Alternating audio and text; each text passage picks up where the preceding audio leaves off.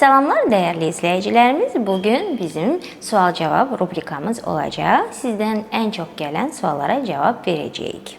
40 yaşdan sonra görmədə hansı dəyişikliklər normal sayılır? 40 yaşdan sonra yaxın görmənin zəifləməsi normal sayılır.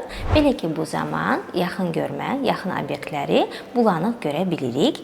Daha sonra quru göz sindromu yarana bilir. Belə ki, 40 yaşdan sonra göz yaşı vəzlərimizin funksiyaları zəifləyir. Daha sonra billurumuzun daxilindəki zülaqlar tərkibini dəyişdiyi üçün başlanğıc kataraktalar yarana bilər. Bunlar hamısı 40 yaşdan sonra normal hesab edilir. Presbiyopiya nədir? Presbiyopiya yaşla əlaqədar yaxın görmənin zəifləməsidir.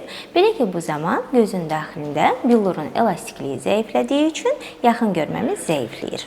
Oxuma eynəyinə ehtiyac niyə yaranır? Bu zaman presbiyopiya nəticəsində yaxın görməmiz zəiflədiyi üçün yaxın üçün eynəklər təyin edirik. Belə ki, 40 yaşına qədər billurumuz bizi həm yaxına, həm uzağa görməyə kömək edir.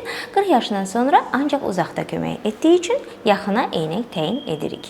Bu dəyişiklikləri yavaşlatmaq mümkündürmü? Çox əfsus ki, yaşla əlaqəli yaranan dəyişiklikləri, yəni fizioloji dəyişiklikləri yavaşlatmaq mümkün deyil.